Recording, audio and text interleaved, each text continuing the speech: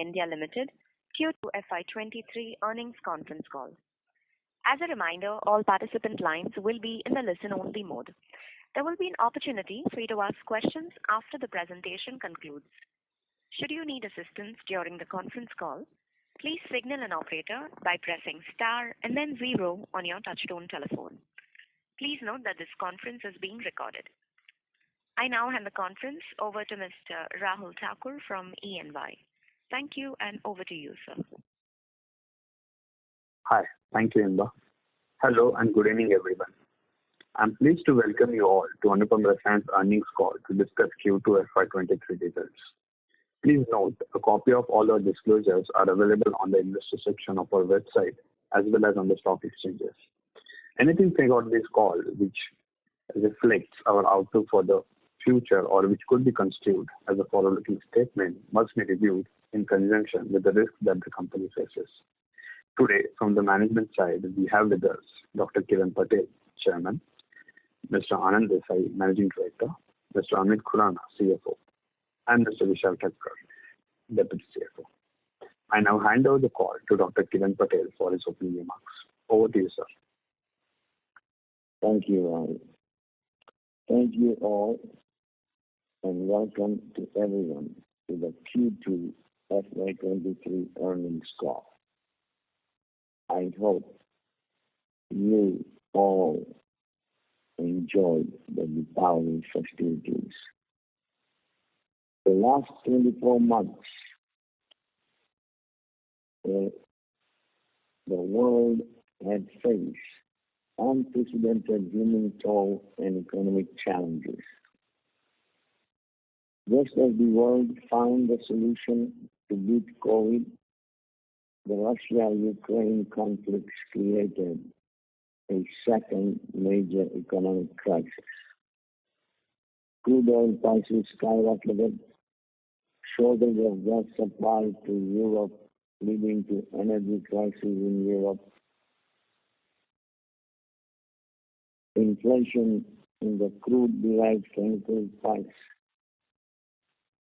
These major trends led to several sub-trends: higher transportation costs, high inflation across the globe, higher interest rates, higher cost of the raw material, disruption of supply chains. Additionally, an important sub-trend for many global companies is the Europe Plus One strategy and its impact for India. I will let Anand elaborate on how this has affected Anupam Rasayan. Friends, a true test for any company and its leadership is how they handle both local and global challenges. At Anupam, the first challenge of COVID was handled very well. Majority of all our staff members were vaccinated. During the COVID period, there was uninterrupted production of all chemical materials, meeting all our customer needs. Anupam posted a robust growth and met all of the projections and the projected numbers in spite of the COVID challenge. Now, let us focus on Q2 FY23.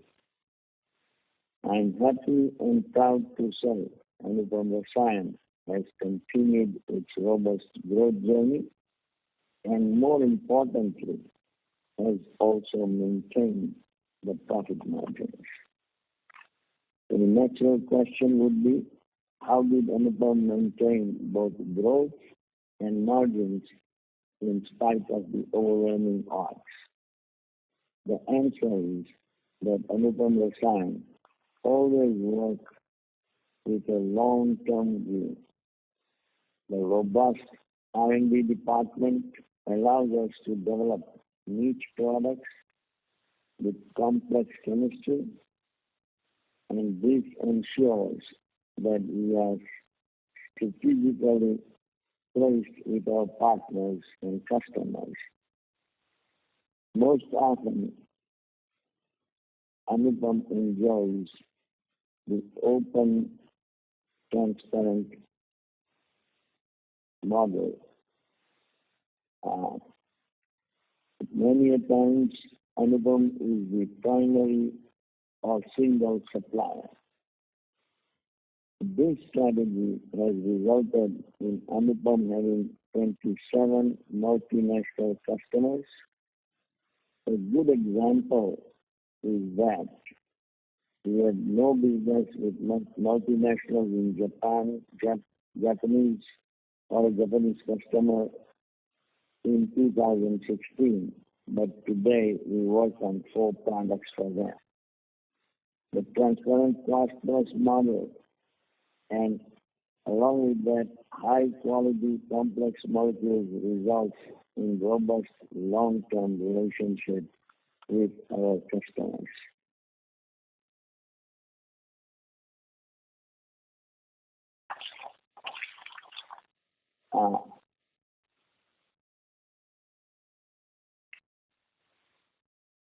My apologies.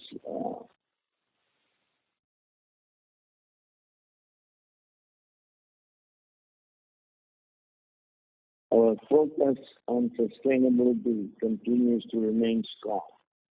We have engaged the services of major international service providers, and we are working very closely with them for designing and implementing the decarbonization roadmap across all sites.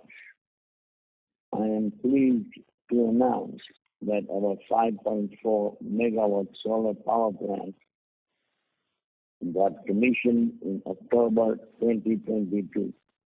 We now have a total of 17.9 megawatt capacity, resulting in annual savings of around Indian rupees 14 crores from FY24 onwards. Our voluntary effort of planting trees on the 20,000 square meters of barren land in Jagadia GIDC is going on as per our plan. The safety and well-being of our employees is the highest priority for all of us at Anupam Rasayan. I express my gratitude and support to all of our employees and especially those who were affected by the fire accident at our Sachin plant. Steps to ensure the safety of all are being taken, and to those who were affected, we have taken actions to ensure lifelong support to their families. I will let Anand discuss this in greater detail. I will now hand over the floor to Mr. Anand Desai, our Managing Director, to take over the proceedings and address you all. Anand. Thank you, Dr. Patel. Hello and good evening to everyone. Welcome to our second quarter FY23 earnings call. Hope all of you had a safe and happy Diwali with your families. Before I throw light on the business performance and updates for the quarter, I would like to discuss the fire incident at our plant. On 10 September, a fire broke out in one out of the 4 units in that is unit number 6 in Sachin GIDC. Our fire response team, along with fire brigade, brought the fire under control within an hour. While the cause of fire is still in the investigation, it was a clear accident. A total of 6 fatalities were reported, and 18 employees who were injured have now been discharged. From the business perspective, I would like to highlight that Unit 6 in Sachin GIDC has the lowest capacity of all the 6 manufacturing units in the company, and we are covered for loss of assets and loss of profits. Given all our facilities are multi-purpose units, we do not see any significant impact of the fire and plant closures on our financials. We have appointed a high-level team to undertake a root cause analysis. Learning from this analysis will help us in avoiding such accidents in the future. That said, we are continuing our cooperation with all the government authorities. I am confident that we will soon restart the affected plant. As Dr. Patel mentioned, we continue to deliver a strong revenue growth with steady margins against a very uncertain economic backdrop. Our standalone revenues grew by 25% year-on-year to 310 crores. EBITDA margins were consistent, driven by inventory holding strategy.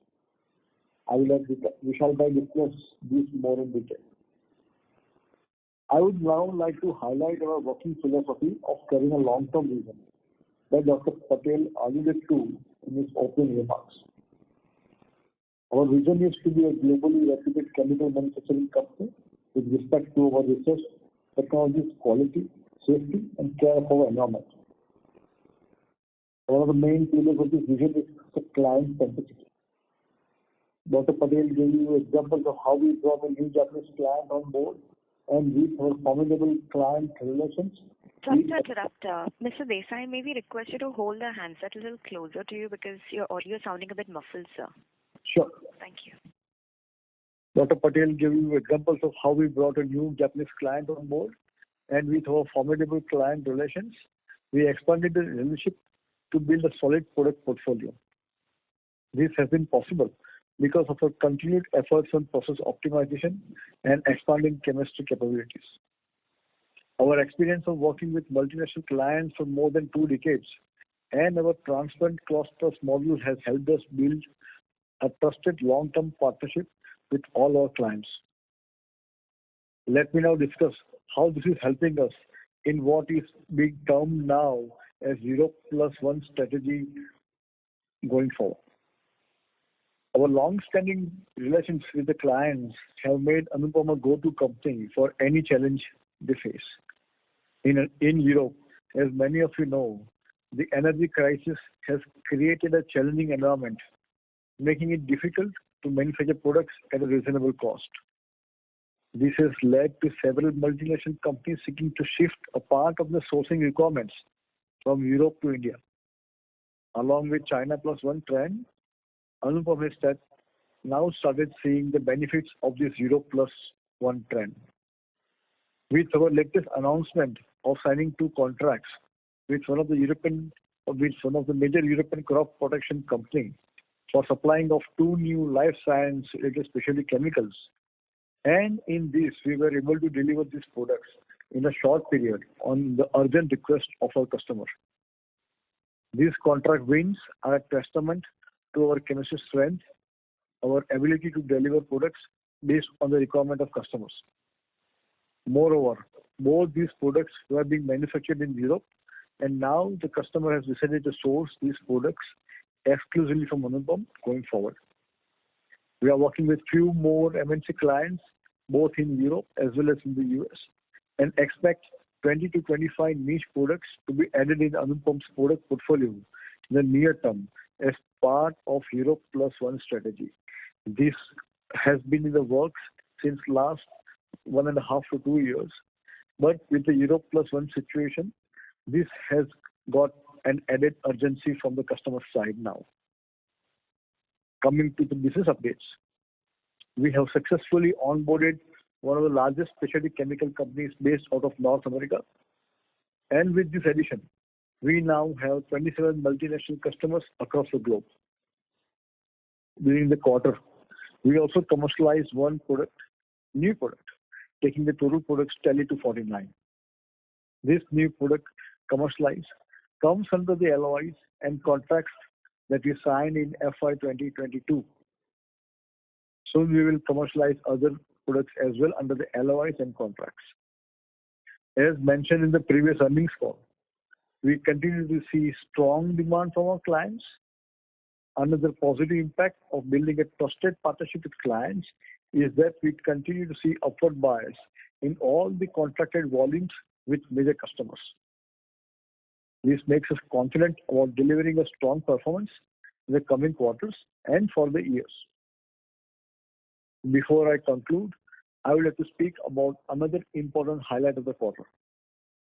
I am delighted to inform you that we have completed a fundraising of this 500 crores to qualified institutional placement. The response to our QIP was very positive, and we now have long-term marquee investors along with our earlier marquee investors. The proceeds of this fundraise will accelerate our capex plan of rupees 670 crores approximate to set up multiple plants both in Sachin and Jagadia. I will let our CFO Amit Khurana discuss this in detail. Over to you, Amit. Thank you, sir. Good evening, everyone. As Anand sir mentioned, we have completed a fundraise of rupees 500 crores, and the funds will be deployed in carrying out brownfield expansions at Sachin and Jagadia locations. I will now provide more insight into the planned capex. In our previous earnings call, I had highlighted capex of rupees 250 crores to support the LOIs and contracts signed worth rupees 2,620 crores. Now, along with this capex, we have accelerated our capex for fluorination products, which is of rupees 420 crores. This will be divided into two projects, with project 1 at Sachin is for rupees 190 crores and project 2 at Jagadia is for rupees 230 crores. Given all the capex projects mentioned above are brownfield in nature, it is important to understand that it will be majorly a plant and machinery capex with an incremental asset turn of over 1.75x. This will also give us an incremental ROC of 20% plus. Our endeavor would be to finish this capex in the coming 18 to 24 months. It is also important to note that we have a cash balance of rupees 192 crores, which will be sufficient to support the incremental fund requirement over the fund raised for the overall capex. As mentioned in the earlier calls, we have now started seeing reduction in the inventory days. Our inventory days have reduced from 296 days to 273 days.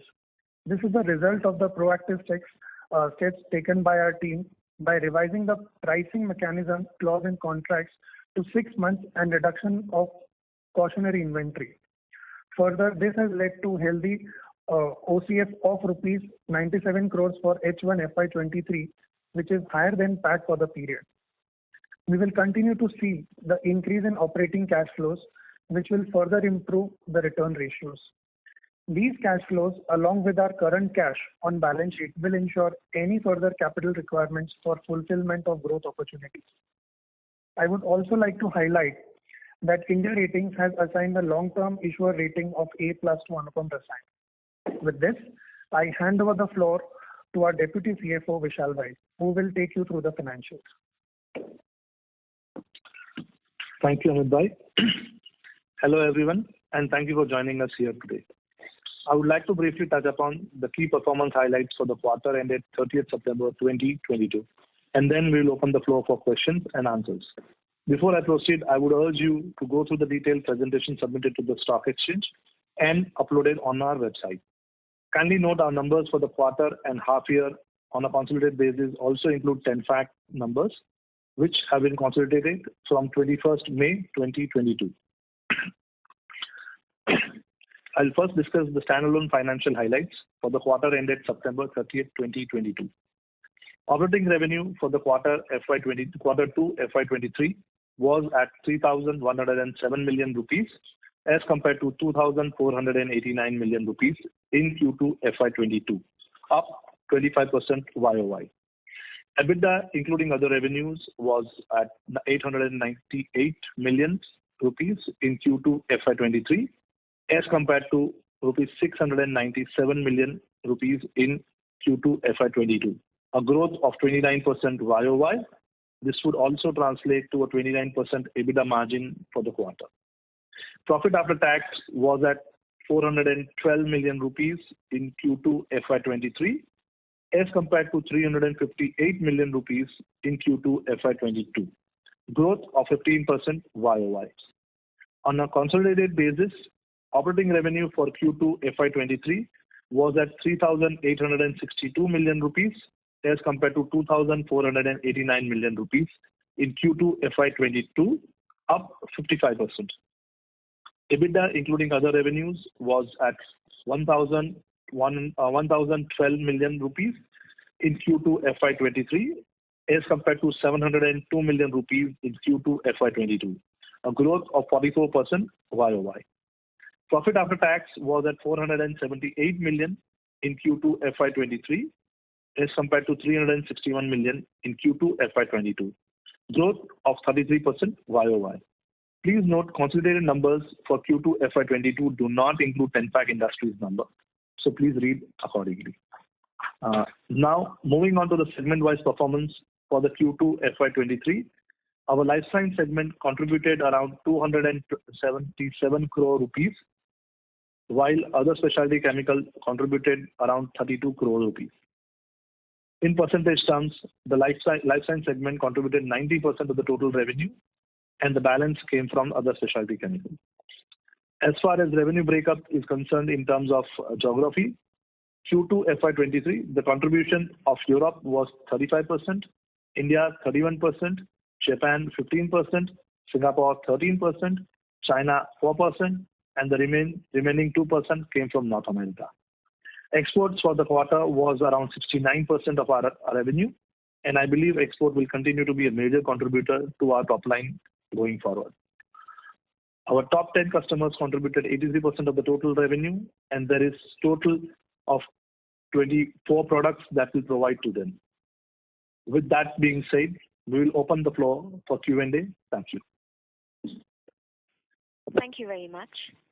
Ladies and gentlemen, we will now begin the question and answer session. Anyone who wishes to ask a question may press star and 1 on their touchtone telephone. If you wish to remove yourself from the question queue, you may press star and 2. Participants are requested to use handsets while asking a question. Anyone who has a question may enter star and 1. Ladies and gentlemen, we will wait for a moment while the question queue assembles.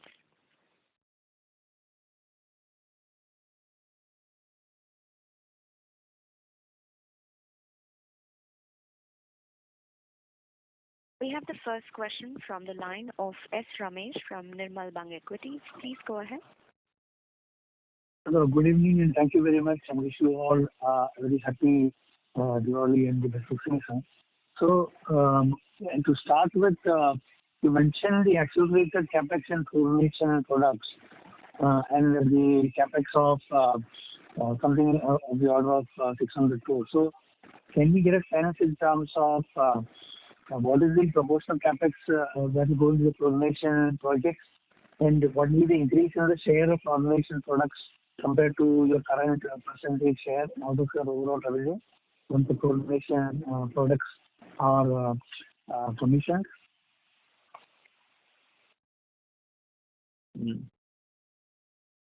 Okay. I'll take the question. Hello? Shall I answer this? Yes, please. Yes, please, Ananda, please. Yeah, so thank you, sir, for your question. So basically, all of these plants are going to be multi-purpose plants, and in which fluorination will be one of the chemistries that will be taken into the product. Yes, there will be a leaning more on the fluorination side, and that is where we have seen a lot of activity from our customer side. And again, some new interesting products which we have mentioned earlier, which we are going to launch in the coming years, will be manufactured in these new multi-purpose plants.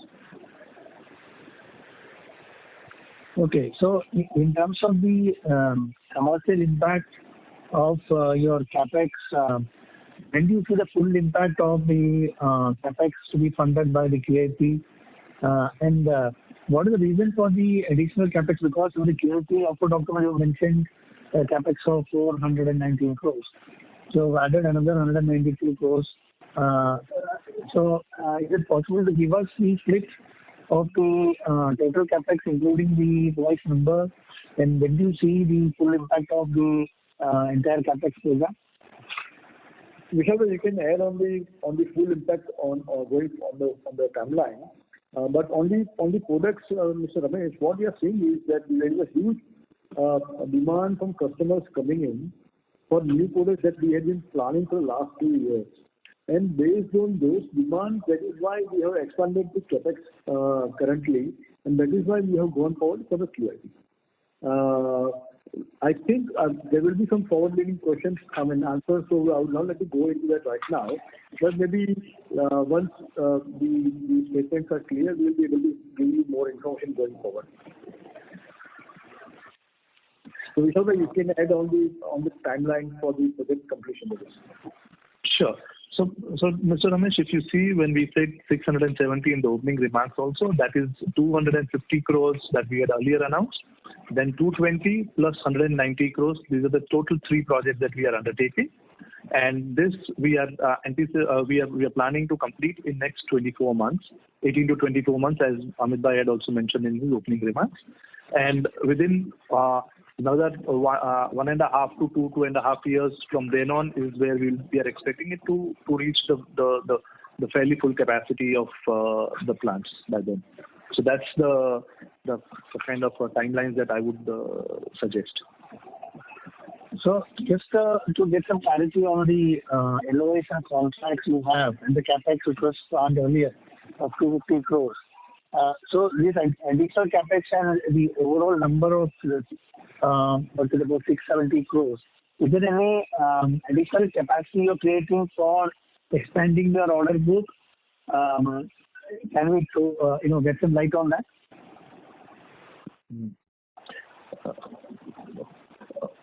Can you explain it? Can you just repeat again and explain what we are trying to ask here?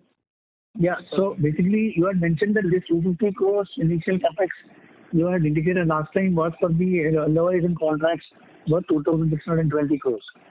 So in addition to this, you are spending another 420 crores. So is there an overlap of capital expenditure required for this LOIs and contracts already announced in this 420 crores of additional capex, or are you planning additional capacity and synthesis capabilities to building your future growth in terms of new contracts and new LOIs you may add in future?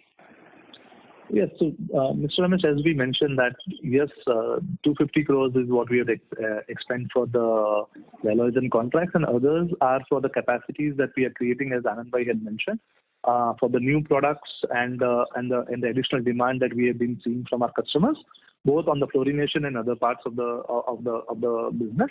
And that's what the balanced capital deployment will go for. Okay. Thank you very much, and all the best. I'll join with you. Thank you. Thank you. A reminder to our participants, if you wish to ask a question, you may enter star and 1.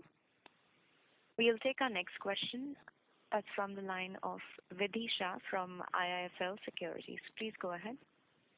Hi, good evening, and thanks for taking my question.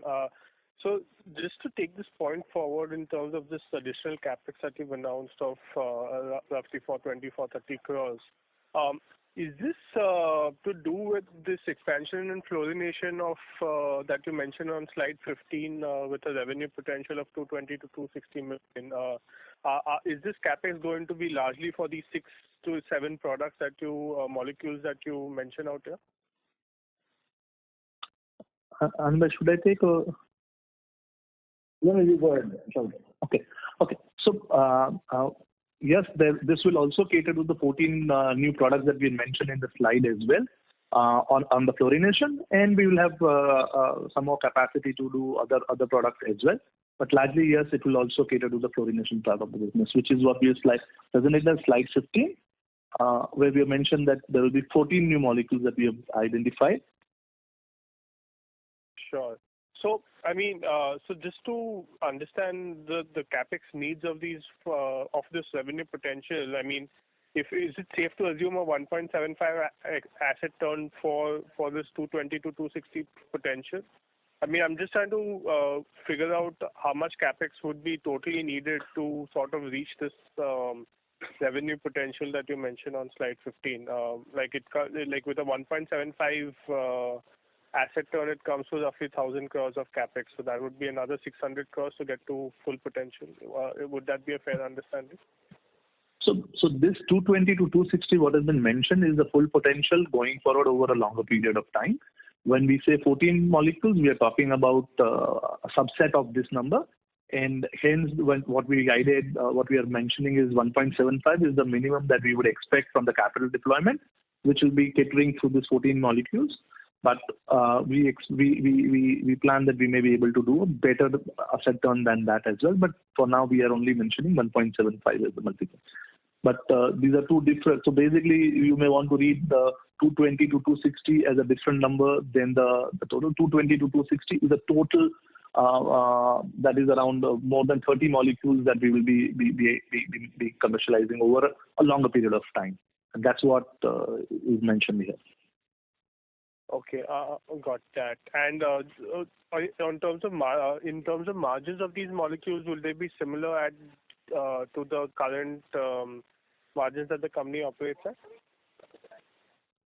They should be better, but let's look at similar margins for now, and then we can see as we go. Okay, understood. Secondly, my question was around these two new LOIs in the benefits of the Europe Plus One that Anand Bhai mentioned in the opening remarks. So if I look at slide 14, the number of LOIs and the revenue potential has sort of remained the same. So how much revenue would these LOIs bring in addition to these 6 LOIs that we've already signed? Would this 2,600 crore number change materially because of these two LOIs that have come in? So first is that the 2,600 is a number which was for the quarter ended, and the LOIs were signed after that, and that's the reason the number has not been added onto it. However, that number should be around $10 million in terms of this. So yes, in that context, it will be a limited impact on the LOIs and contract if you were to see the total size. Okay, so it's $10 million, is it? Yes, that's what. Okay, understood. And just one clarification on just the change in accounting, that you've done. I missed the revenue number, the consolidated revenue number that you mentioned, but you happen to say that Tanpac has not been included in the consolidated revenue. But in the results, your 1Q revenue seems to suggest that Tanpac has been consolidated with a minority interest being recorded. Could you just explain the accounting that you've done and how it's going to be going forward? Sure. So basically what we were saying was that for FY23, post-March to May 21, the consolidation is on a full basis. However, for FY22, the number has not been, the consolidated number is in which it has not been added because that time we had not done an acquisition, and hence when you're looking at the comparison, we want you to be aware that for FY22 there is no consolidation of Tanpac numbers, whereas in FY23, post 21st March, the number has been added. 21st May, sorry, stand corrected on that, 21st May. Okay, understood. Fine. So, and going forward, it'll be done on a full consolidation basis, 25%. Yeah, it's a full consolidation basis. Okay, cool. I'll get back in line for further questions. Yes, thank you. Thank you. Our next question is from the line of Rohan Gupta from Nuvama. Please go ahead. Yeah, hi sir. Good evening and thanks for the opportunity. So though you have given some explanation with regards to new capex, still some doubts and clarifications. So one is that you are planning to spend another close to 500 crore rupees on exclusively on fluorination capex. That is on top of 250 crore for this year and maybe 250 crore for next year. I mean, that was your initial guidance, was that 250 crore rupees annual capex. So it means that including this 500, we are planning to spend another 1,000 crore rupees in over next 24 months. First of all, is that understanding correct, sir? No, when we are saying this number, we are saying 250 for the year. So basically 670 crores is what we are going to do capex from today till next 24 months. That's what we are saying for now. That includes the 250 crores of what guidance will be given for the LOIs contract and the other ones. And as second point on this, when we said about the fluorination, it's not only the fluorination, it's other products as well. As Anand said, it will be multi-purpose plants, not only about one product or one chemistry. But yes, there will be a leaning towards catering to those 14 molecules which you have identified. But over and above that, there will be enough capacity there. And sir, will that 680 crore rupees capex, so you're guiding roughly 1.75x kind of asset turnover, which is significantly higher than the current level of 1.1x asset turn, which we are able to achieve right now. So with the 700 approx capex, you see that how much time, 24 months probably is going to take for commissioning of the capex, and how much time you think that will take further for taking it to almost to achieve that 1.75x asset turn?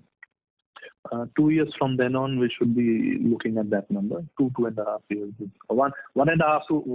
2 years plus minus 6 months is what you should look at, where we would be able to ramp it up fully. Because again, why I'm saying this is also because this assets will come on a sequential basis and not on a same day, because all assets will be planned out in that phase as well, right?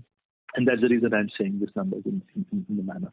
Even in a phased manner, all the capex will be commissioned within 24 months, and beyond that, you are saying that it will take another 2 years to achieve a 1.775 kind of asset turn, right? Correct. And also, just wanted to note that the current asset turn is also where we are, where this asset capacity should also give us a growth for the next 2 years. So we should be reaching a similar asset turn from these assets as well. So it's not that current assets will only give us 1 to 1.1x it is today, but as we see that the next 18 to 24 months, the growth will come from the current capital assets. Sir, in fluorination, so you have a history of doing this chemistry, but I think that the confidence has increased after the Tanfac acquisition. So have you got any kind of customer contract or visibility of this capex which you are going to put up 450 crore mainly catering to fluorination? What is the confidence level and how much it is backed by the customer's contract right now? Anand, would you want to take this? No, you go ahead. I'll add later on. Sure. So if you see here, if you see, there has been when we mentioned also that 14 products. So then we have been in discussion with these customers for a long time. We have been developing these products in our R&D and lab. So it is not that we are starting the process now. That process was done for last 3 to 4 years and more. And today, with the Tanfac coming in, the supply security coming in, is when the customers are now converting into demand. And that's where we have been able to talk about the ramp up here, because our R&D and pilot samples and all others are being validated, and that's where we are coming from. So the confidence that is there is pretty high from this perspective, because if you understand the product development phase is when there is a product developed, then there is an R&D, then there is a pilot phase, and then you get into commercialization. So here, this 14 molecules, what we have mentioned in the slide 15, is where we are practically at the phase of at the twilight of the commercialization phase, and that's where we are coming from, and hence that's the confidence that we are seeing. And in terms of interaction with the customers have been pushing us for a lot many more products. The kind of demand and the kind of confidence and the urgency with which the customers are requesting for the products and the supply is quite unprecedented compared to what we have been seeing in last few years, and what Dr. Kiran and Anand Bhai in his opening remarks also mentioned about the Europe Plus One and the interest coming in. We are seeing a very, very strong interest coming from all major customers, current and also few potential ones. Anand, if you want to add something here.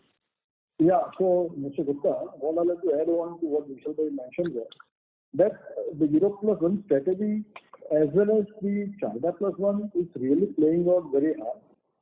The kind of demand and the inquiries for new products, both into fluorination as well as into general chemistry, is unbelievable. For example, the sulfuric acid price in India is one-fourth the price what is in Europe. So you can just imagine the cost. I won't say the arbitrage, that would be too rude, but I think the difference is quite high. So people are desperate in Europe. Of course, they have a long-term view. They have seen this in the past.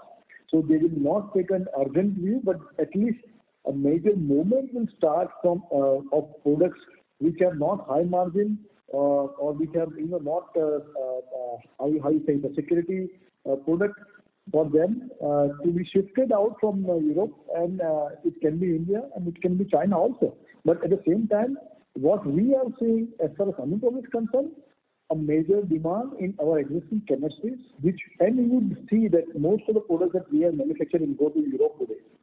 And a major shift is surely happening, and we will be able to give you more information in the coming 3 to 5 months.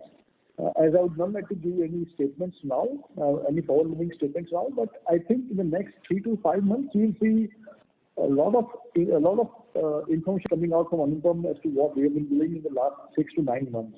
And we have been focusing on long-term projects with customers which will be deployed in 25 and 26. But on an urgent note, we are seeing huge demand for a lot of products to be shifted into India from Europe, and that is where we are coming from. Yeah. Okay, so my side, and that is related to the working capital. So you have mentioned that the working capital days has come down, and with the safety inventory for the customers, that has also been reduced, and in terms of the contract size also, I mean, from the annual to half yearly. By year end, if you can just guide us that what kind of inventory holding period you are targeting, and from the current level, how much we can see the further reduction. And also on the new contract which you are taking, all this in fluorination, the 14 products, and I believe that the most of the customers' profile remains same. So for the new product or the new contract, are we still following the same mechanism what we have been following earlier, or it is going to be completely different like for any other agrochemical players where the inventory requirement is not so high? So how is the arrangement on the new products, sir?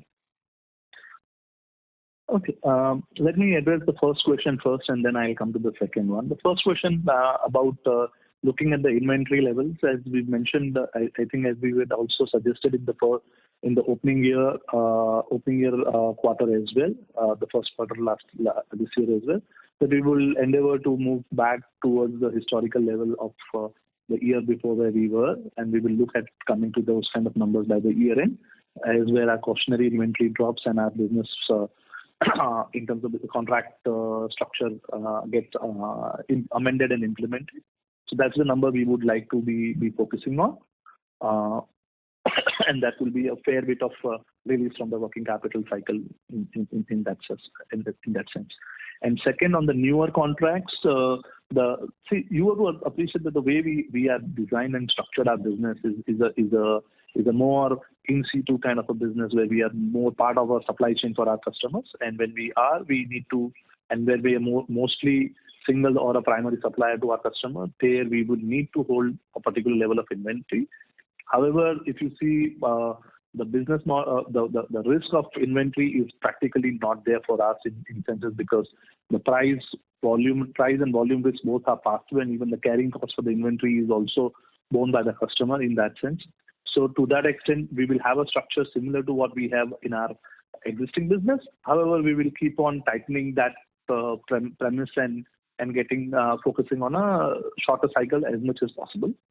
But there need to be a healthy mix of both being a responsible supplier to them and assuring them, especially when we are a single or a primary supplier.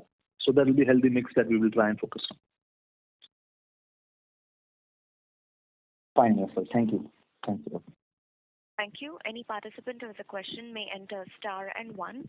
The next question is from the line of Rohan Kamath from Finterest Capital. Please go ahead. Yeah, thank you for the opportunity. Sir, my first question is basically on the 6 months pricing. I just wanted to check whether it is done for all the customers or not. And just follow up on that, what kind of inventory levels that are accepted for this year and the next year? Okay, so first is that, as we mentioned, that around 60 to 70% of our revenues, contracted revenues, are now on a 6-monthly basis. And second, as we mentioned and as we guided in the last question itself, that we will endeavor to be moving back to the older inventory cycle levels that we had in the previous year. And going forward, we'll try and focus on compressing that as much as possible. But right now, that's the guidance that we could go with for now. Okay, sir. The second question is on the capex guidance. What kind of capex guidance do we have for financial 23 and financial 24? So again, we say that we are looking at six. So in next this year we should be looking at around 250 crores of capital deployment, and next year should be around 350 to 400 crores of capital deployment. We'll come to that number more clarity between 350 and 400 by the next quarter, that we will be able to give you a bit more clarity on that. But that's the number you should go with for the FY allocation if you were to look at. Okay. Thank you, sir. Thank you. Thank you. Next question is from the line of S. Ramesh from Nirmal Bang Equities. Please go ahead. Thank you for the follow-up. So just to understand the consolidation of TANFAC, I'm just trying to understand how you have done the broad consolidation and how you are arriving at the minority interest. Because if you look at the TANFAC itself and the way you are consolidated, it will be difficult to understand how the numbers are arrived at. So can you explain the consolidation and how you have arrived at the minority interest? So if you look at the consolidation, we have done a line-by-line consolidation at 100% basis for the opening ones, and that starts from 21st May to 30th September. And that's the numbers that has been added, because on 21st May is where we have deemed to have a control over the company when the open offer was concluded. And then the minority interest comes post the PAT numbers that are mentioned, and that's what is mentioned below, where the minority interest of 74% will be identified. Now the question is, if you look at the standalone number and consolidated number, the TANFAC reported about 8 crores profit. So you're talking about consolidated profit of 478 million or 47.8 crores compared to about 360 million or 36 crores. And the minority interest is not equivalent of that. 75% of TANFAC number should be closer to having about 6 crores. So that's where I think the question is. Yeah. So Mr. Ramesh, the challenge is there is an elimination of 1.6 crores, 1.4 crores of dividend, 1.5 crores of 1.8 crores of dividend and intercompany profits which are there, which has been eliminated. That's the reason it is the number that is not looking like, which is 1.4 of dividend and 0.4 of intercompany profit, which has been knocked off, and that's the reason you are seeing these two different numbers. And then the minority interest comes below that. So this 1.8 crores of netting out, where has it been adjusted in the consolidated number? That's what I'm saying, that 8.8 crores was the profit for TANFAC, whereas if you see the consolidation is showing only 6 crores of that, and this is because of 2 crores or little less than 1.8 crores of adjustment, which is a knocking off, because 1.4 crores was the dividend which came from TANFAC to Anupam, which has to be knocked off, and 2 is 0.4 crores of profit from the business. So that's where the reason. So 8 minus 1.4 minus 0.4 gives you 6. No, that's so the reason consolidation is a 6. I'm sorry to belabor the point. You hold about 26% stake in TANFAC. So you should be consolidating at the net level. You should be getting only 25% of TANFAC's profits, right? So I'm not sure I would understand how you can get 6 crores out of that 8 crores. So because if you see below that line, there is an adjustment that are shown as a minority interest post PAT, and that's where the numbers are adjusted. Because this is consolidated on a line-by-line basis and not on a 25% shareholding basis. That's the reason these numbers are there. If you go below that on the CFS, you will see there is an allocation for the minority interest as well. Yeah. So this let me ask it a different way.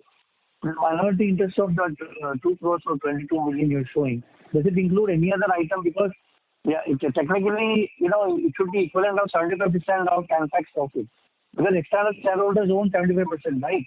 Including CapEx. So out of that 8 crores, 6 crores should have been set out. I'm not able to understand how it's so low at 82 crores. So if you're talking about September, if you look at it, there is a 6.2 crores of non-controlling interest which is being adjusted on the net profit. If you see below down, there is an explanation given there as well.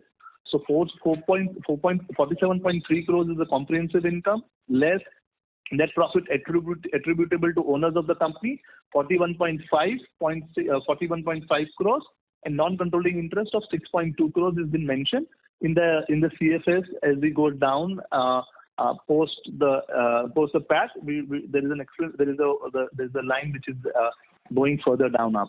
So if we open the financials that we have submitted to the stock exchange, we will be able to see that numbers, Mr. Ramesh.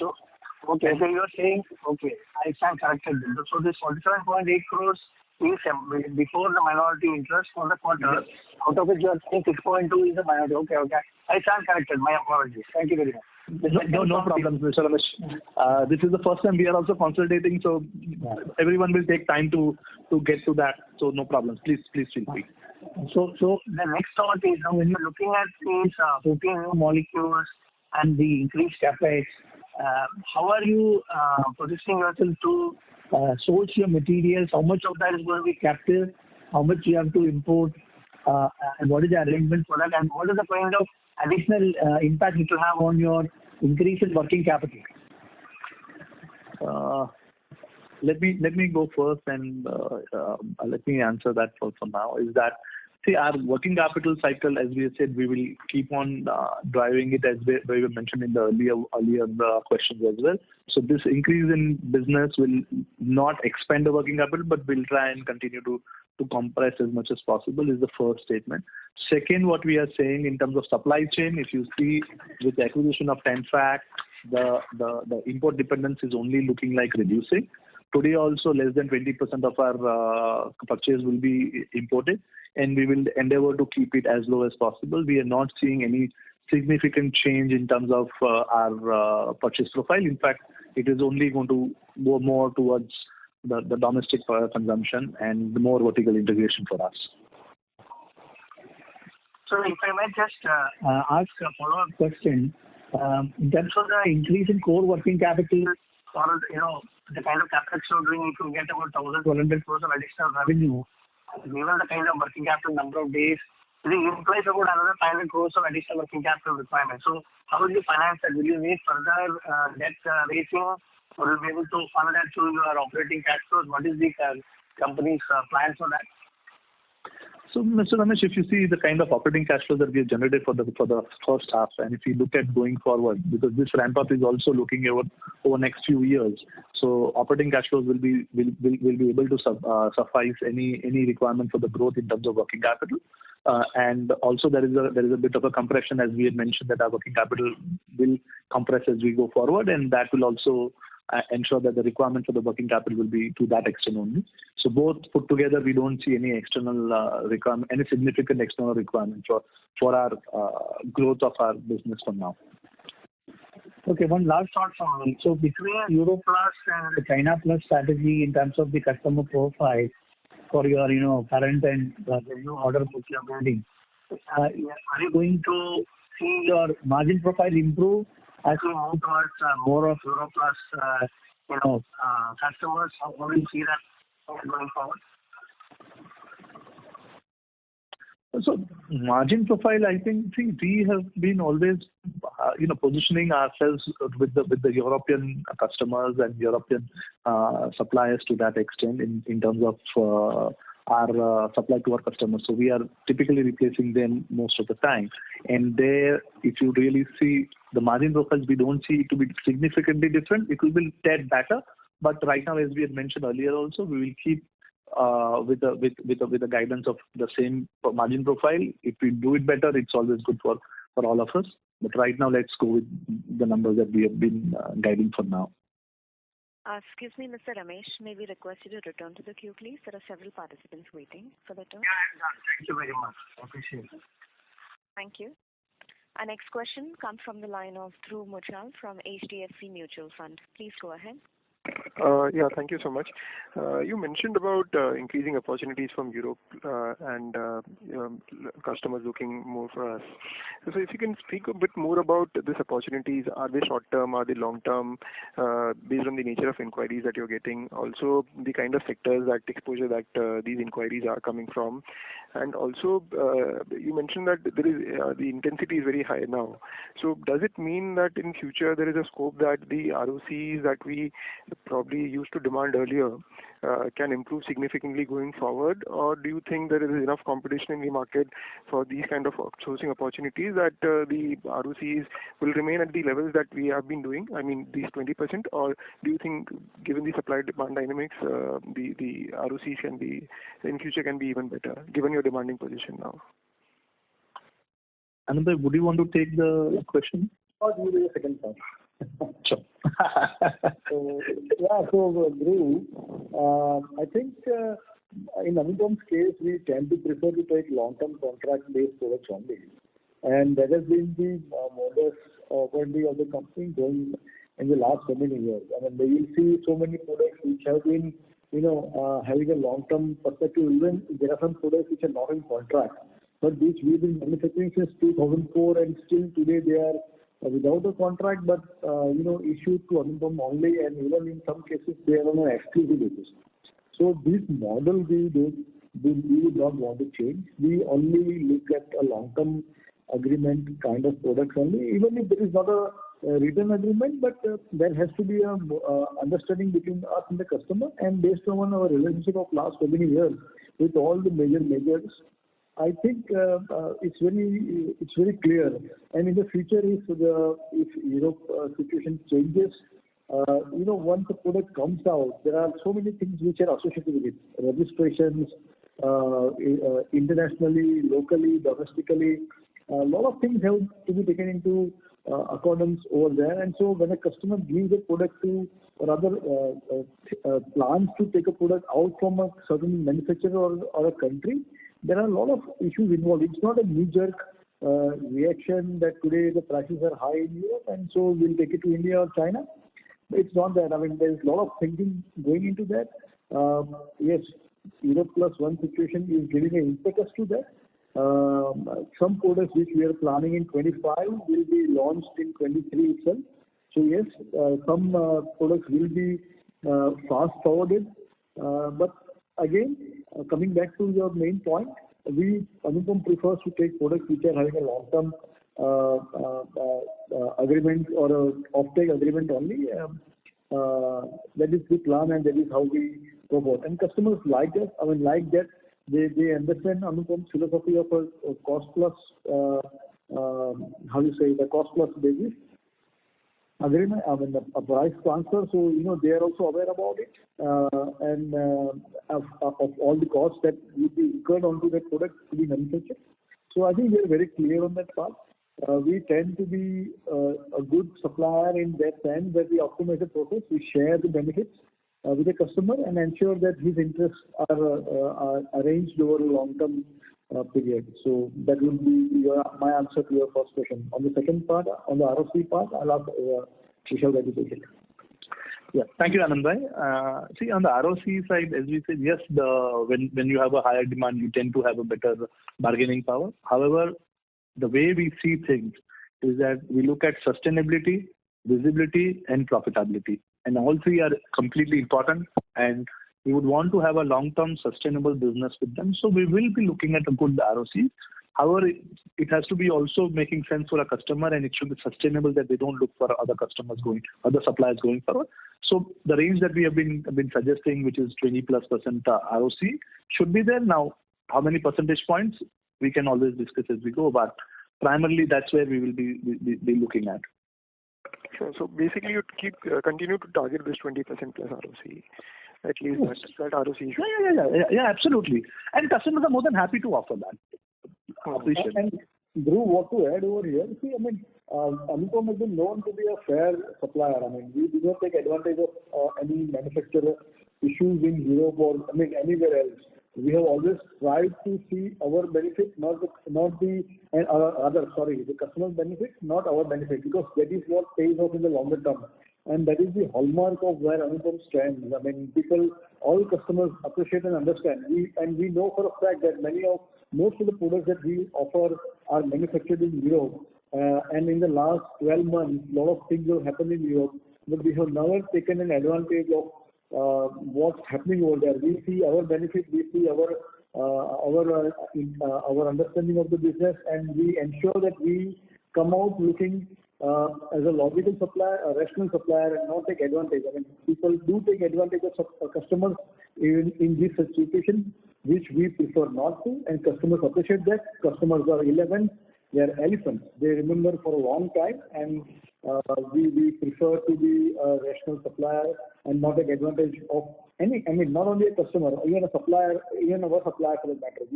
We are known to be a fair company and a logical company, I would say. Yeah. Sure. Clear, sir. Thank you so much, and all the best. Thanks. Thank you. Ladies and gentlemen, that was the last question. I now hand the floor back to the management for closing comments. Over to you, sir. Thank you everyone for your questions, and we hope we have been able to answer most of your queries. If you have missed out on any of your questions, kindly reach out to our IR advisors, EY, and we'll get back to you offline. Hope you have a good weekend. Look forward to your continued support in our growth journey. Thank you. Happy Diwali once again to every one of you. Thank you, members of the management. Ladies and gentlemen, on behalf of Anupam Rasayan India Limited, that concludes this conference. Thank you for joining us, and you may now disconnect your lines.